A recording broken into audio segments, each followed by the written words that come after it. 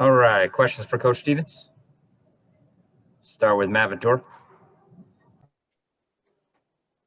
Brad, how pleased were you with your ball movement as a whole, and the fact that you had 30 assists on 39 baskets? Well, I'd say the two areas that have kept me up at night is our lack of ball movement and inconsistencies of our defense. And I'd like to string a few weeks together of good ball movement before I get too excited, but it's clearly really important, not only for the standpoint of generating the best looks, but also from the standpoint of getting the most out of each other. And so that's a huge emphasis. Mark Murphy.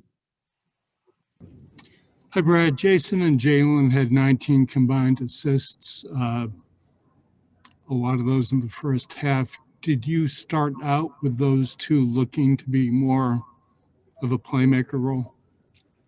Our whole team knew and knows that Toronto does as good of a job as anybody in the league at loading up to great players. They show them a lot of attention. They're helpful at the nail. They're helpful out of the corners. They're helpful all over. And so you have to be a willing, quick decision maker. And those guys know that. We played against Toronto a lot. And the better you get, the more attention you get. And, the more you have to make those plays. And both those guys are in the group of players that draw a lot of attention. And so, it's something that they're going to have to continue to do for us to be the best that we can be.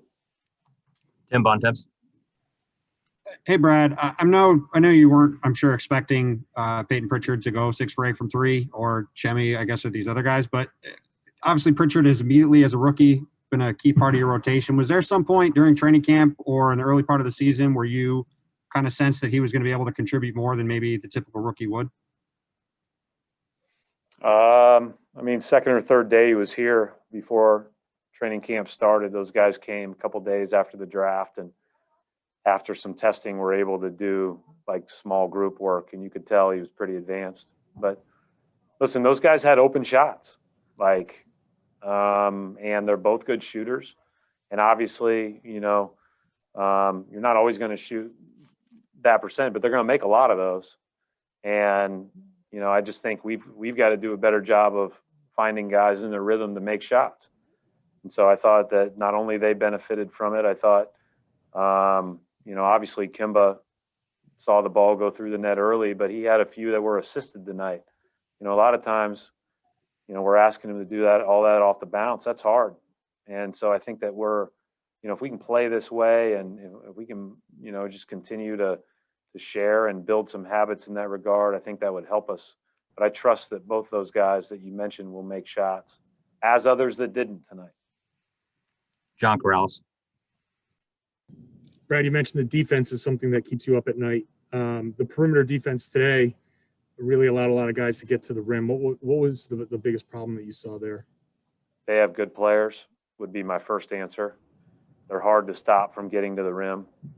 I'd say that initially, John, most of those drives happened in early offense when we were buddy running in transition and not back in set. And you need all 5 guys to stop drives against these guys. Keith Smith. Brad, they only had 3 offensive rebounds and 0 second chance points. Was that a point of emphasis to really take care of the glass tonight on your end? Yeah, we just did blockout drills all morning this morning for like an hour. No, we haven't done a blockout drill in a month.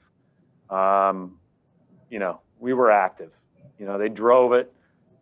The best part about that stat, Keith, is that they were driving it by us some, and we were still getting back into play and rebounding.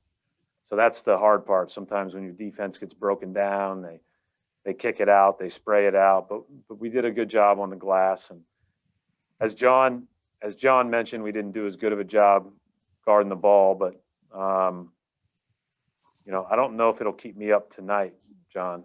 I think that Detroit will do that, and they all are coming game after game right now. Gary Washburn.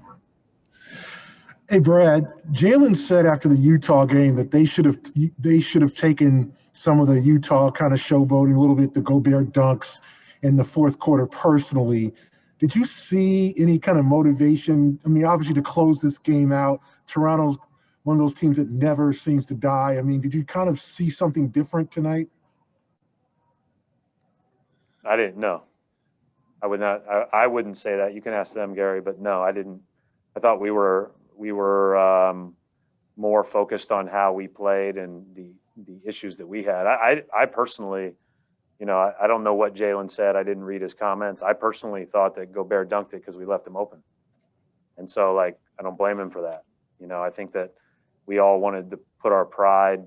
We had pride in the fact that we got beat as badly as we did, albeit by a really good team. But yeah, and by the way, every night we're playing teams like that. So it's just, you just try to do your best to improve off of that. But I'm not aware of what Jaylen said, but I do know that we were focused, but I don't think it had anything to do with the end of the Utah game. Final question for Coach. We'll go to Bob Schramm. Thanks, Brandon. Hi, Coach. 2 points.